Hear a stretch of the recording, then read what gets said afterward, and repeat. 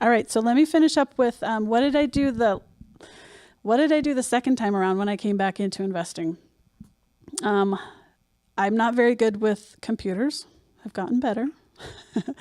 I wasn't very good with any kind of technology, spreadsheets, figuring numbers. What I was good at was talking to the people. So I talked to everybody that I knew, everybody that I thought might want to invest.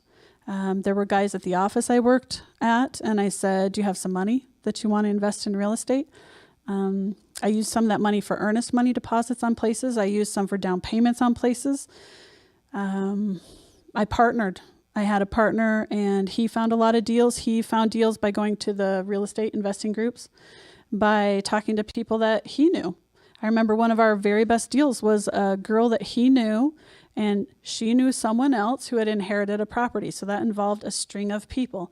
Well, that requires talking, right? What do you know? Who do you know? What do you have available? You have something for sale. You have something to, something you want to buy. So me personally, this is just real estate according to Kristiin. If you are not talking to people to find the best deals out there, you're just losing 80% of your good deals probably. So talking to people, that's what I did. I also was willing. I remember one time I found a private investor that had about $300,000 off of a list. I don't remember how many pages there were, but there were little notes next to each of the names. And I looked for 3 hours to find the lady that the guy said is on that list that told me she had $300,000. So that was dedication. I didn't even take a water break. I just sat there and I was determined to find that $300,000 somewhere on that list. And I did. I found her. I talked to her, and it wasn't even her money. That's the thing about real estate. It doesn't have to be the person you talk to. She knew a guy who had $300,000 equity in his house, and he said, I trust you. Anytime you want to borrow it, you can. He literally took the money out of his home equity line of credit, loaned it to her. She brought it to our partnership. We did a fix and flip in Sugar House.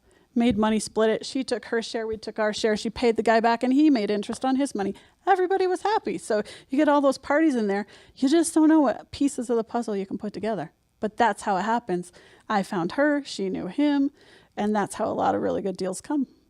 Found some through the realtors, so I started working with 3 right away, and then 1 kept performing like crazy over the others, and she would go out and preview the properties for me. So she'd take maybe 10 for the day and bring me to the best 3 that she thought I might like. She worked for her money. She worked for her commissions. So I leveraged her time and energy and her knowledge. What else did I do? I went to those real estate investing groups. We found a wholesale buyer there. So we found a property that we purchased with another guy's cash. One of my sister's friends had some money that he had from selling a business. He loaned it to us, so he got an interest rate, and I got cash to buy a property, and then we wholesaled it off to another guy that we met at the real estate investing group. You put the pieces together. I seriously thought about doing the puzzle maker as part of my my little hat I put on, because that's the fun of it, right? If you think of it as a fun and a challenge, like, who do I know that has this? What do I need, and where can I go find it? If your brain works that way, then you're going to find what you need. Remember, you need people, you need properties, and you need profits. Those are the 3 things that we're going to focus on. Thanks, everybody, for coming.